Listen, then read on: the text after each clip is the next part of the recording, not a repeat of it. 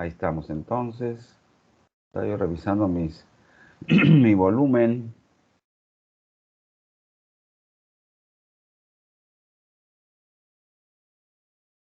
Ahí está, perfectamente bien.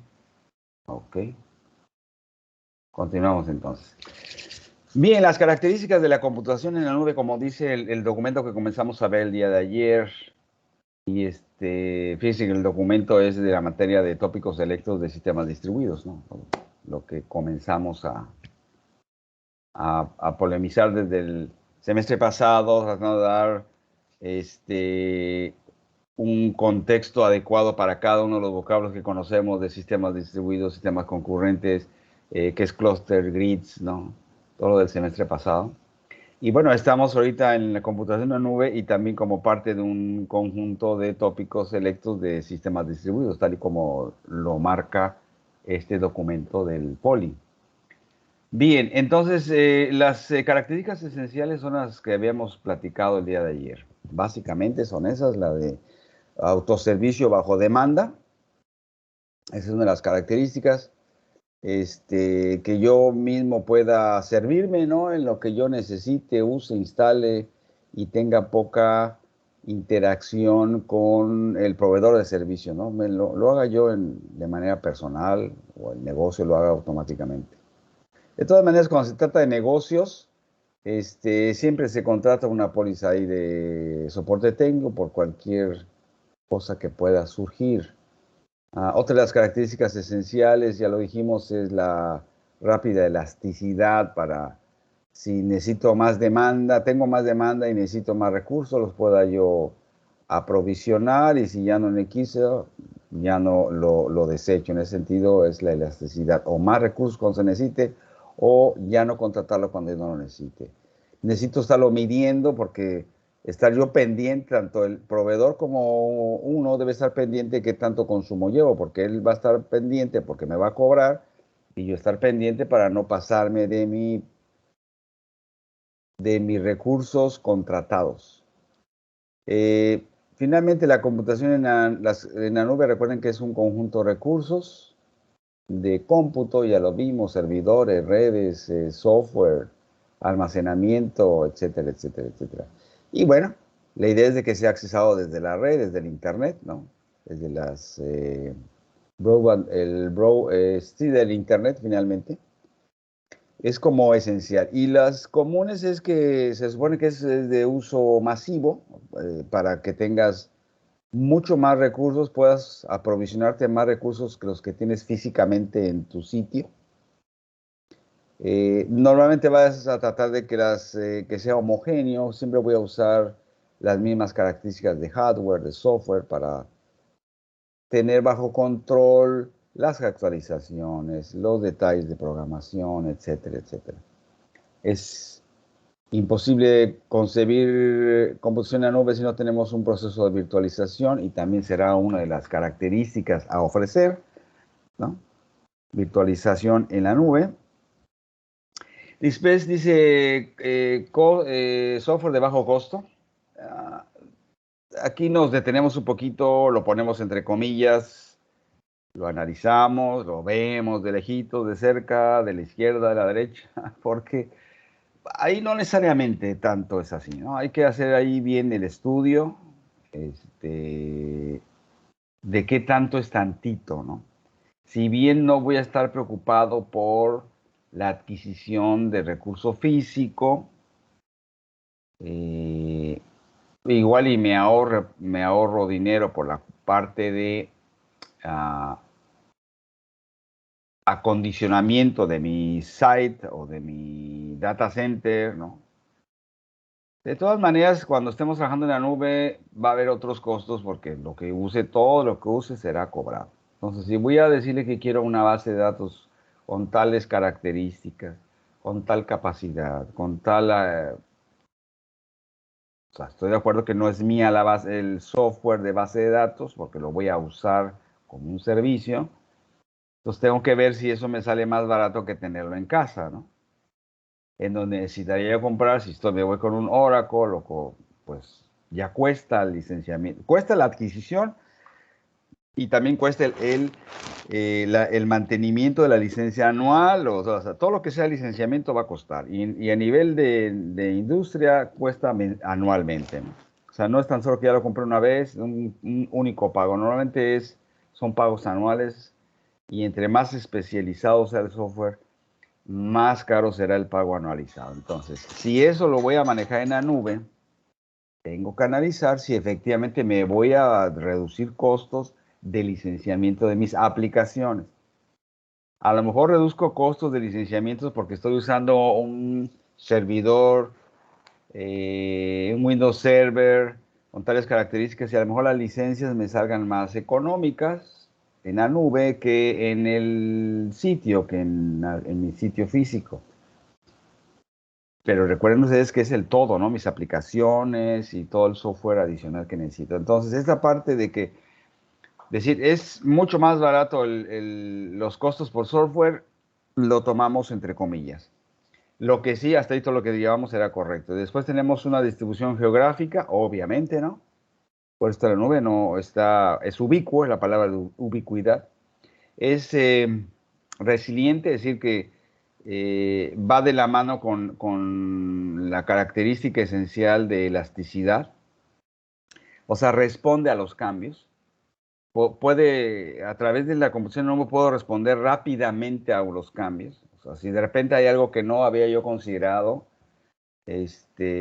o había hecho una mala estimación de demanda y resulta que me equivoqué y es mucho más la demanda, hay manera de aprovisionarse rápidamente. O sea, por eso dice que la tecnología es resiliente a los cambios, ¿no? A la computación resiliente. O sea, sí se adapta rápidamente a los cambios. Está orientado al servicio, claro, y tiene seguridad avanzada. También hay que ver cuánto pago por tener más seguridad, por tener seguridad mínima, por tener seguridad avanzada. No tiene un costo, pero bueno, si puedo tener mejores modelos, claro, claro, de seguridad, sí, claro que sí. Bien, entonces, los servicios de administración y aprovisionamiento se incluyen, ya lo dijimos, la virtualización, el concepto sigue existiendo. Cómo proveerse automáticamente servicios, los call centers, si es que contrato servicio de soporte técnico, puedo administrar mis sistemas, puedo administrar las calidades de servicio, el QoS es la calidad de servicio.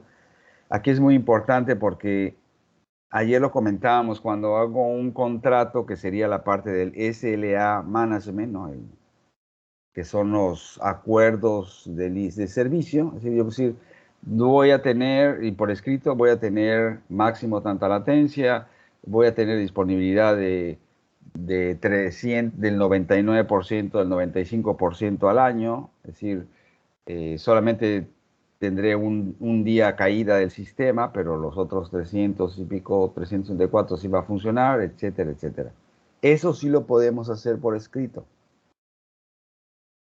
La cuestión es la delimitación porque estos acuerdos de servicio son en el servicio, ya en el portal del proveedor de servicios, en este caso de AWS. Pero en ese acuerdo va a estar ahí como en letras chiquitas y de eso se va a preocupar, desde luego, el proveedor de servicios. ¿Cómo queda la parte de networking desde el cliente hasta los servidores de Amazon? Pensando que los servidores de Amazon estén en California y entonces tenemos y contratamos en Veracruz, entonces hay que ver cómo es la salida de nuestros sitios aquí en Veracruz hasta llegar a California. ¿Cuántos proveedores de internet van a pasar? ¿Cuáles son los tipos de enlace, no? ¿Cuál es la ruta? Entonces, eso hay que pensarlo mucho porque a lo mejor ese SLA, ese acuerdo de servicio, nada más incluye lo que tengo yo aquí en Amazon. Si tú no puedes conectarte, no es mi problema. Si de repente tienes una latencia, yo te voy a medir la latencia que hay en los servicios que te estoy dando, pero no te voy a medir la latencia desde que sales de Veracruz. Porque entonces hay un mundo de proveedores. ¿Qué proveedor usaste desde aquí en Veracruz? Pero cuando sale al enlace internacional, ¿con cuál de los sus pares, o sea, con cuál de los ISPs americanos se va a interconectar. Telmex se conecta con unos, Total Play se conecta con otros, Megacable con otros, Axtel con otros, Access, todo el mundo, ¿no? Entonces, todo eso te debe quedar muy claro en ese control de los acuerdos de servicio, ¿no? Y desde luego puedo entonces tener mi facturación y mi control de lo que estoy usando mucho más a detalle, porque voy a pagar por lo que voy a usar. Puedo hacer respaldos, etcétera, y todo lo que yo quiera hacer en la nube, ¿no? Todo se paga. Si quiero tener la opción de backups, hay que pagarlo. Si quiero tener una seguridad avanzada, hay que pagarlo, sí. Entonces, si le empezamos a sumar cosas, por eso cuando me regreso entonces a la parte de que si el low cost software, que si el software tiene un costo menor, depende, ¿no? Depende y hay que verlo con pinzas ahí. Lo que hablaba de seguridad, va a haber varias maneras de hacer control de la seguridad, por lo clásico, partiendo de lo más clásico que es la autenticación, ¿no? O tener certificados, puedo tener prevención de intrusos, detección, protección de virus, criptografía, lo que quieran ustedes. En la medida que yo contrate, mayor seguridad, mayor va a ser el costo.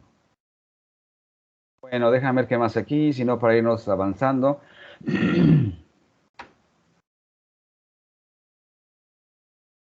Y aquí es donde quería llegar prácticamente el día de hoy. Regresando nuevamente al modelo de referencia del NIST. Y aquí siempre hago yo la analogía como cuando estábamos estudiando redes, ¿no?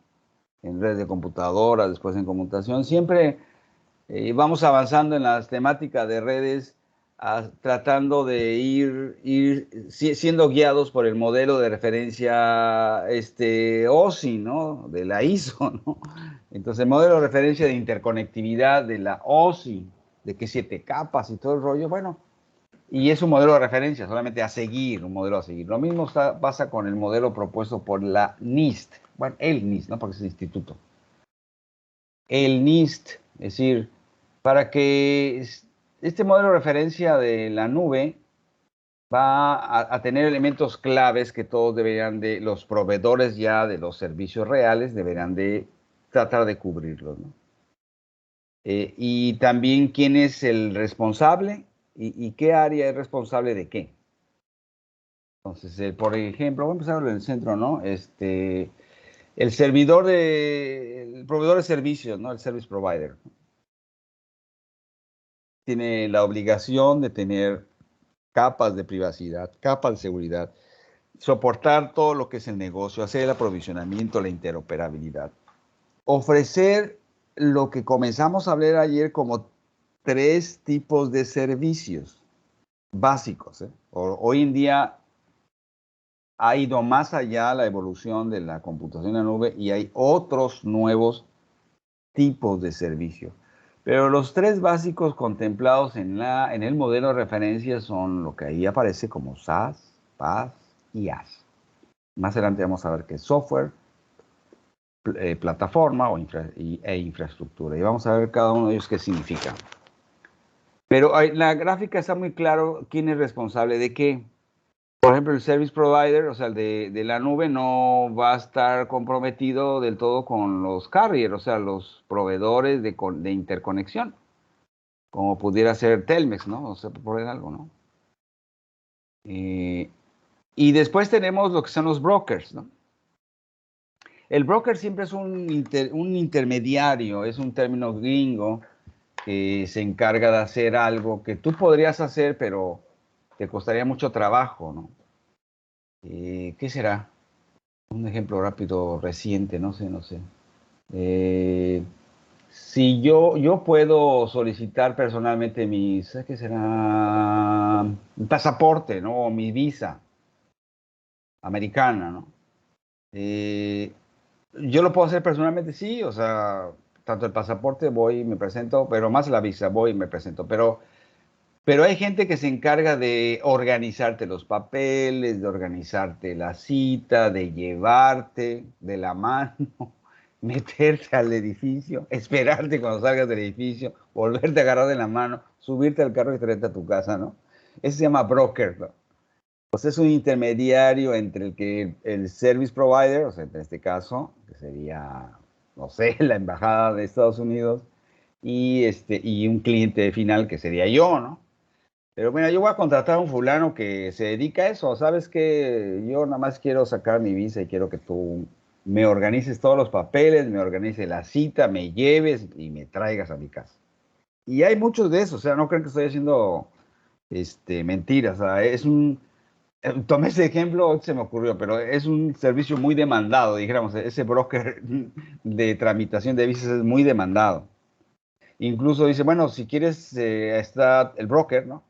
Te puedo llevar en avión, tu cita es a las 3 de la tarde, te llevo en el avión de la mañana, vas a tu cita y te regresas en el avión de la tarde y en un día hiciste todo, bla, bla, bla. O sea, no, tu cita quedó para las 6 de la tarde, entonces a lo mejor ya no hay vuelo de regreso, te doy un hotel para que te estés diciendo, toda la logística, todo lo que se requiera, te lo organiza el broker.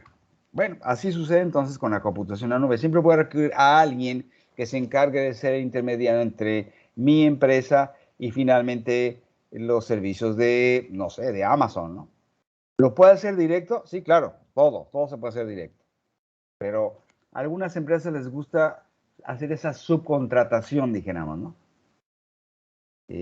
Para que ellos se encarguen de ser el medio de hacer toda la realización de la documentación, todo lo que se requiera, como esto va a ser pagado, cuáles van a ser los bancos que van a intervenir en la negociación. Yo nada más me siento a ver el contrato y lo firmo, los demás que se encargan de eso. Esos son los brokers en este modelo de referencia del cloud. Claro que tenemos auditoría y tenemos servicio a clientes, ¿no? Es decir, por parte del proveedor. También servicio a clientes, fíjense cómo puede ser proporcionado también dentro del broker o fuera del broker, también dentro de AWS, lo contrato o fuera de la AWS, etcétera. Ahí no queda claro, eh, aunque se dice business support, ¿no? Si ese business support indica que está incluido el servicio a clientes, ¿no? Pero en fin, y lo más importante entender para el día de hoy en este modelo de referencia es lo que venimos por darle esa secuencia del conocimiento es, nos centramos en esa columna que dentro del servidor, proveedor de servicios, perdón, de lo que sí estamos acostumbrados, que es la parte de la abstracción de los recursos y el control, la capa de control, ¿no? La abstracción de recursos, estamos hablando de todo el proceso de virtualización del recurso físico que tenemos hasta abajo, tanto de hardware como facilidades, son todo tipo de accesorios, ¿no? Redes y, equipos para red, switches o routers y todo ese rollo, ¿no? Entonces, sí estamos acostumbrados ya a tener esas capa de control contra la capa de recursos, porque estamos hablando de nuestro famoso proceso de virtualización. Y por encima de eso, que ya estamos acostumbrados, entonces ahora vamos a agregar los servicios, la capa de servicios. Por lo pronto, los tres básicos que propone el NIST. Por lo pronto. Vamos a ir avanzando y van a ver que hay siempre muchos más. Entonces, este es nuestro modelo de referencia NIST. Déjenme ver si aquí la dejo tantito. Desde otro punto de vista, la taxonomía de la cloud, ya lo vimos de qué se compromete el service provider. Tenemos nuestro servicio de desarrollo, nuestros servicios al cliente. Creo que más, ¿qué podemos hacer aquí? Que no conozcamos, que no haya yo platicado, ya lo platiqué. Virtual Machine Manager, firmware, ya está todo platicado. No, es un poquito de lo mismo de la anterior, nomás que le puse taxonomía. ¿Hasta aquí alguna pregunta? ¿Cuántos somos hoy, ahorita? Somos 20, incluyéndome. Ahí vamos. ¿Preguntas? Por mi parte no, profesor. Gracias. ¿Qué más de esto? Déjenme ver qué más dice el documento, que ni sé dónde vamos, qué tanto falta el documento, pero 2010 Cloud Service Model. Aquí creo que es este de acá. Si se dan cuenta, aparte de los tres básicos que habíamos comentado del IaaS, PaaS, incluye, por ejemplo, el de Storage, DAS, el de Hardware as a Service, va muy cercano al Infrastructure as a Service, de infraestructura como servicio y hardware como servicio. Vamos a ver en qué consiste esa especificación del por qué lo pusieron como hardware como servicio cuando estamos acostumbrados a que el recurso físico lo vemos como el hardware, lo vemos como si fuera una infraestructura. Y la parte de comunicaciones, ¿no? Como servicio. Entonces, sí hay unas variantes dependiendo finalmente el proveedor de servicios, de los tres básicos incluidos en el modelo de referencia de la NIST o del NIST, ¿no? Ya no sé por qué lo estoy cambiando de sexo.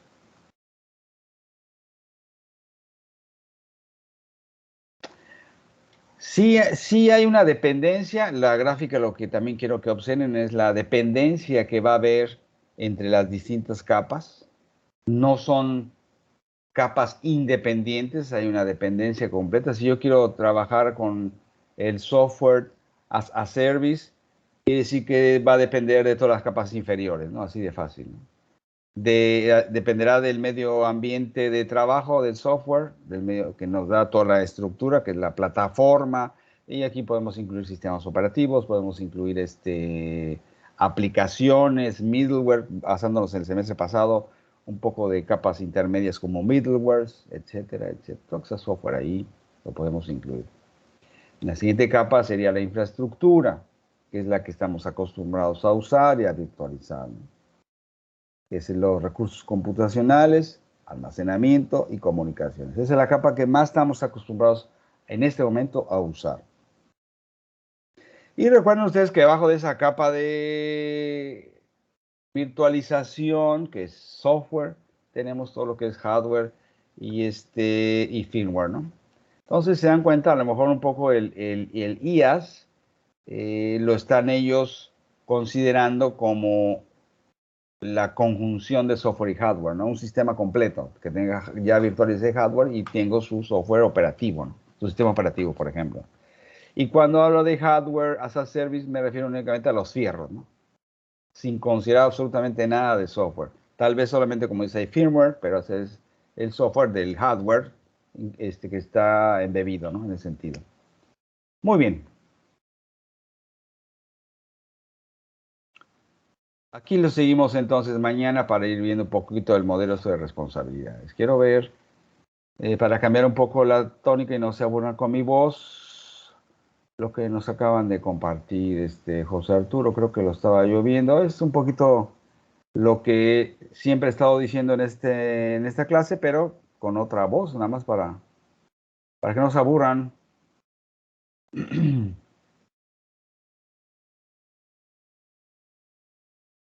Y ya nos vamos, ¿no? 10 minutos y nos vamos.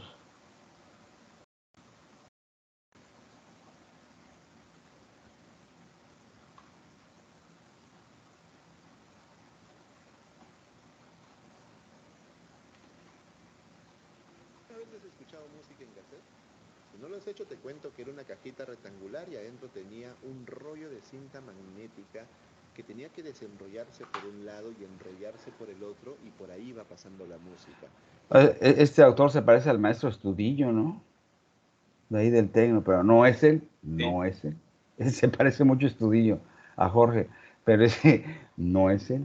Déjenme adelantar un poquito. Bueno, ahí lo dejamos. Terminaba, tenías que rebobinarla por completo, es decir, volverla a enrollar para que vuelva a comenzar ese proceso. Y así se escuchaba la música en mis tiempos. Más atrás se escuchaban discos de vinilo con una aguja y luego se escucharon en CDs. Pero todos ellos eran almacenamientos físicos, es decir, necesitabas el disco, necesitabas el cassette y ahí estaba la música. Si tenías una colección de música, significaba que tenías algún mueble en tu casa donde estaban guardados todos estos dispositivos de almacenamiento, todos los cassettes, todos los discos, y si querías llevarte tu colección, tenías que llevarte todos esos discos o cassettes, lo cual no está para nada mal, pero es fantástico ponernos a pensar que hoy en día en tu bolsillo tienes millones de canciones con un clic. Ya no tienes que estar comprando esos cassettes de uno a uno, no tienes que estar rebobinando, están ahí a golpe de clic, puedes crear tus listas de favoritos, es maravilloso. La pregunta es, si antes las canciones estaban en cassettes o en discos, ¿ahora dónde están? ¿Están en tu teléfono? Aunque no seas experto en tecnología, sabes que no, porque tú te compras otro teléfono y las canciones siguen estando ahí. Tú dejas tu teléfono y vas a una tablet o a una computadora y las canciones siguen estando ahí. ¿De dónde salen esas canciones entonces? Eso se llama nube. Seguramente has escuchado este término. Todas las canciones que escuchas en Spotify están en la nube. Todos los videos como este que están en YouTube están en la nube. Todas tus fotos que subes en redes sociales, ¿dónde crees que están? En la nube. Todas las películas que están en Netflix, ¿dónde están? En la nube. Y en este video quiero contarte de qué se trata la nube y por qué no es un tema solamente para expertos en tecnología. Cualquier usuario puede utilizar y beneficiarse de la nube sin ser experto en tecnología. Pero antes de continuar, quiero contarte que si quieres dominar la tecnología, No, el pues sí. diseño y los negocios, EDTeam es el lugar adecuado para ti. ¿Sabes por qué? Porque arruina en tu futuro. EDTeam te da 50% de procesamiento de tu computadora. Tú lo que haces es conectarte a otra computadora a través de internet y de esa computadora consumir los recursos, consumir almacenamiento, consumir poder de cómputo, velocidad de procesamiento y consumir velocidad de ancho de banda, velocidad de conexión a internet. Eso tú lo consumes conectándote por internet. De esa manera es que tú puedes ver películas por Netflix, porque te estás conectando a la nube de Netflix y de ahí vienen las películas que están almacenadas en algún lugar, que se están procesando para distribuirse a diversas velocidades, que están distribuidas por todo el mundo para que te las entreguen. Sin embargo, acá hay una pequeña trampa. La gente suele creer con esta definición que la nube es la computadora de otra persona. Y es que no funciona así. Estamos hablando de poder de cómputo, de almacenamiento, de velocidad de internet a una escala brutal, a una escala gigantesca, a una escala global. ¿Tú crees que Netflix está en la laptop de una persona que está prendida todo el día? Que eso es Netflix, por Dios. O sea, dos personas se conectan y la computadora explota. No, o sea, no es la computadora de otra persona. Esta es como la explicación sencilla. Pero para dar una explicación más técnica, podemos referirnos a la nube como un conjunto de recursos computacionales de gran escala conectados a través de una red de alta velocidad y que se pueden consumir bajo demanda. En primer lugar, recursos computacionales, pero a gran escala. Es decir, almacenamiento, poder de cómputo y networking, pero a gran escala, de tal manera que empresas gigantescas como por ejemplo Netflix, YouTube, Amazon, Google, etcétera, puedan mantenerse funcionando y no se caigan por la cantidad gigante de usuarios. ¿Cuántos usuarios crees que están viendo en este momento YouTube? No este video, sino todo YouTube. Son millones. ¿Cuántas personas están viendo Netflix ahorita, escuchando Spotify y no se caen sus sitios? Porque la nube es muy potente, porque los recursos que hay en la nube son gigantes. En segundo lugar, red de alta velocidad. Como tú habrás comprendido, la nube no es una computadora. En realidad la nube son muchísimas computadoras que conectan sus recursos para poder crear recursos muy grandes, ¿no? Y que tú puedas usar los que tú necesites. Una sola computadora no puede tener tantos recursos. Por lo tanto, estas computadoras se conectan entre ellas a través de una red de alta velocidad. Te pongo un ejemplo. Cuando tú reproduces un video de Netflix, ¿tú crees que estás conectándote a un servidor, .ftp, algo y te traes el video? Así no funciona, no es tan sencillo. Realmente hay una distribución de contenidos a lo largo del mundo y a través de esa distribución se determina el lugar más cercano geográficamente a tu ubicación para de ahí traerse el video, procesarlo, entender a qué velocidad de conexión te estás conectando a Netflix para que ellos te manden la calidad de video correspondiente según tu velocidad de conexión. Es decir, hay un proceso muy complejo. Si la red de la nube no fuera de alta velocidad, no importaría tu conexión a internet, porque entre ellos mandarse los recursos sería muy lento. Ese es el detalle. Y por último, consumo bajo demanda. Como ya hemos visto, la red son recursos a gran escala. Sin embargo, su consumo es bajo demanda. Es decir, que yo, como Edeteam, bueno, yo no, Edeteam, puede consumir los mismos recursos en la misma nube que Netflix. Obviamente Netflix los consume a una escala gigantesca y seguramente su factura de cada mes por nube es de millones de dólares, mientras que de Edeteam es de unos cuantos miles nada más, ¿no? Hay una gran diferencia ahí. Pero al final de cuentas son los mismos recursos, solamente a una escala diferente. Eso es fantástico de la nube. Tú pagas por lo que consumes. En una arquitectura diferente, que no es nube, las arquitecturas de servidor tradicionales, tú pagas unas tarifas definidas, consumas o no consumas. En cambio, en la nube pagas por lo que tú consumes, algo así como pagar el recibo de la luz o pagar el recibo del agua. Hacer que esto funcione es un reto de ingeniería muy grande, porque piénsalo, muchas computadoras conectadas a nivel global a través de la red, compartiendo sus recursos, asegurarnos de que nada se rompa, de que todo funcione, de que no se pierda información, es muy grande a nivel técnico. Por eso existen tres pilares que permiten que la nube funcione: la virtualización, el uso bajo demanda y el despliegue rápido y escalable. Estos tres conceptos te los voy a explicar de la siguiente manera. En primer lugar, la virtualización significa que podemos tener varios sistemas operativos funcionando en simultáneo sobre el mismo hardware. ¿Por qué? Porque lo normal es que un sistema operativo funcione con un hardware específico y ya no puedas tener dos sistemas operativos en simultáneo corriendo a la misma vez sobre un mismo hardware, porque un sistema operativo requiere por lo menos un procesador, ¿cierto? Entonces el procesador es parte del hardware. ¿De dónde sacamos otro procesador? Ya tendríamos que tener otra computadora. Pero la virtualización crea una capa que le engaña a los sistemas operativos haciéndoles creer que realmente hay hardware separado. Podemos tener una máquina virtual con un procesador de menos capacidad, con menos memoria RAM, y luego otra máquina virtual con otro procesador, con otra memoria RAM, pero son máquinas separadas virtualmente. No tienen hardware, el hardware es único. Entonces en el mismo hardware creamos varias máquinas.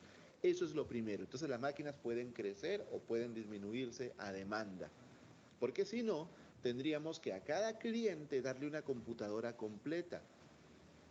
Son muchos recursos desperdiciados. Es como alquilar una casa gigantesca y tú vas a usar solamente una habitación. ¿Para qué? En cambio, la virtualización es como en la casa completa alquilar cada habitación. Es más, imagínate que esas habitaciones puedan crecer o reducirse según tus necesidades. Fantástico. Entonces, eso es lo primero. Lo segundo, el uso bajo demanda. Justo lo que te acabo de decir. Imagínate que en este ejemplo, las habitaciones que tú alquilas puedan crecer. Por ejemplo, este fin de semana voy a tener invitados y voy a tener a hacer una pequeña reunión, entonces quiero que mi habitación esta semana crezca. Crece, como por arte de magia. Luego mis invitados se van, así que ya no necesito una habitación tan grande, redúzquenmela. Y se reduce como por arte de magia. Imagínate, eso es el uso bajo demanda en la nube. Tú virtualizas, creces o reduces según tus necesidades. Entonces no estás atado a pagar una casa gigantesca aunque tú uses una habitación. Y lo siguiente es el despliegue rápido y escalable. Y nuevamente nos sirve de ejemplo esto de la casa y de la habitación que crece como por arte de magia, ¿no? Yo necesito una habitación más grande. Ok, señor, mire, le podemos dar una habitación más grande, pero tiene que esperarnos 2 semanas, porque tenemos que traer a los ingenieros, a los albañiles, a la gente que trabaje y demuela la pared y cree otra pared, ¿no? Y tú dices, oye, pero no puedo esperar 2 semanas, mis invitados vienen este fin de semana. Bueno, señor, no podemos hacer eso, lo siento mucho. Eso no sería nube. La nube permite desplegar rápido y escalar rápido. Por ejemplo, yo necesito ampliar mi habitación, listo, 15 minutos, se amplió, 10 minutos, 5. Ya va a depender de los proveedores que cada vez están intentando mejorar sus procesos para que escalar o desplegar sea cada vez más rápido. En apenas minutos, los famosos downtimes, que son las ventanas de tiempo en las que bajamos, dejamos sin funcionar la aplicación para hacer alguna actualización, por ejemplo, pueden ser de 1 minuto o 2 minutos, a veces de más dependiendo de las tareas, pero el despliegue debe ser rápido. Ya nos olvidamos de aquellos tiempos antiguos en que pedíamos algo y nos daban una ventana de 2 semanas o de 3 semanas.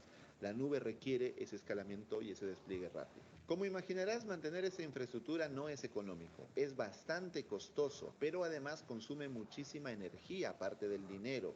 En 2019, Fortune publicó un artículo en el que comentaban que tan solo reproducir la canción Despacito de Daddy Yankee, no todo YouTube, no, tan solo la canción Despacito había consumido la misma electricidad que 40.000 hogares estadounidenses en un año. Imagínate el enorme consumo energético tan solo de YouTube. Ahora suma todas las grandes compañías de Internet, cuánto consumo energético hay. Por eso es que se habla también de que la nube es el nuevo petróleo en el sentido de contaminar el medio ambiente. Por eso la idea es pasar a energías renovables, a energías limpias como la energía eólica o de otros tipos para reducir un poco el impacto medioambiental de la nube, porque ahorita estamos en una emergencia climática. Podemos clasificar la nube en tres tipos: privada, pública e híbrida.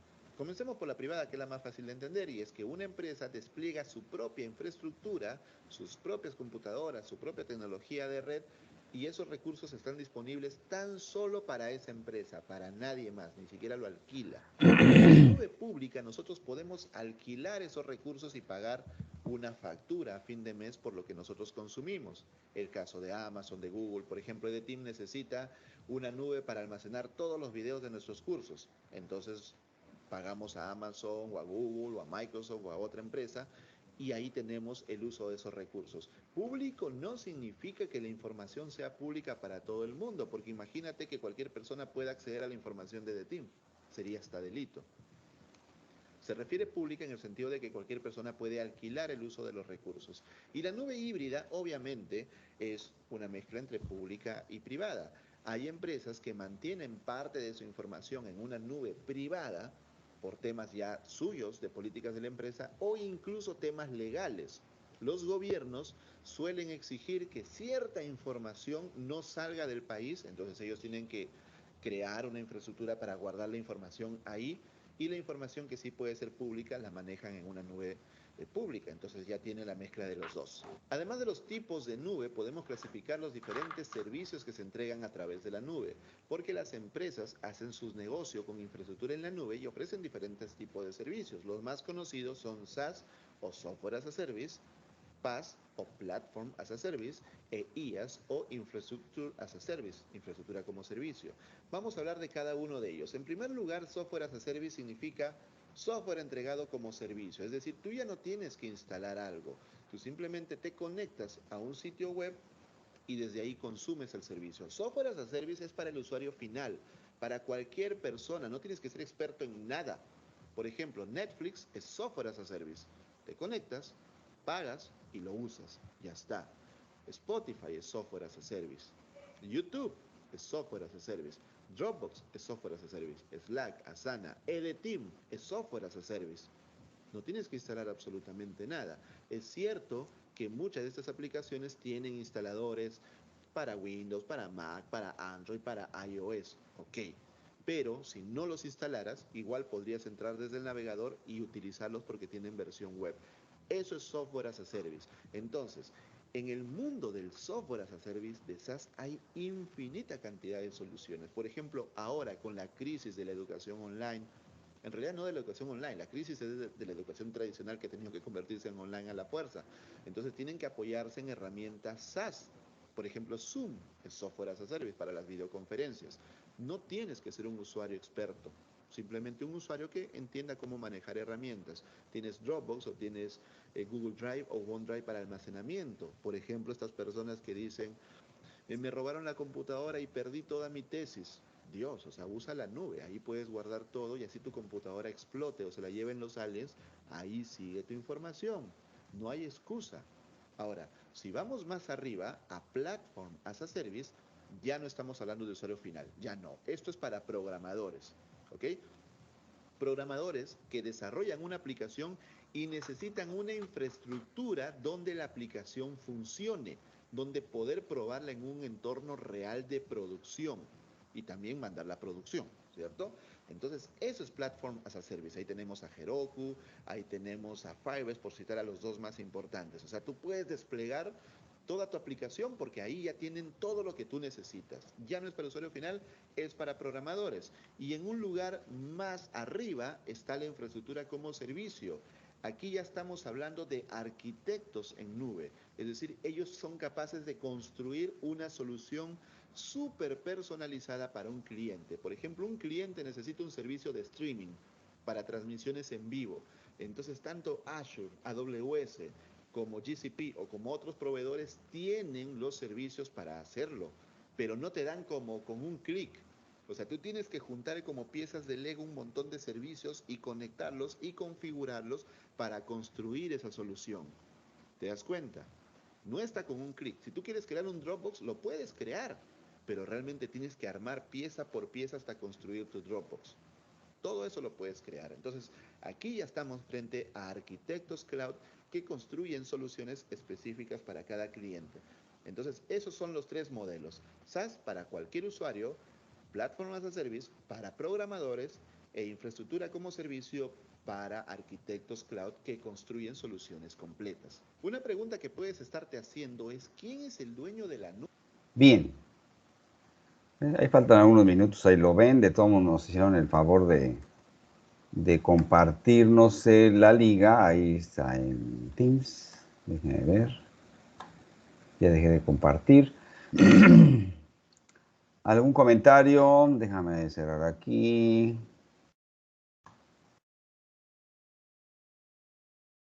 ¿Preguntas? No, por mi parte no, profesor. Gracias. De todas maneras, José, gracias. José Arturo nos puso ahí la liga del video en publicaciones en el grupo de Teams, por si quieren seguir viendo el video. Como de eso hay miles y miles de videos que nos hablan de la nube y después nos hablarán en específico de las herramientas que vamos a usar. Bien, vamos a dejarlo aquí, ya son 9:44, seguimos entonces mañana. Que tengan bonito día. Hasta mañana, maestro. Mañana, profe. Gracias.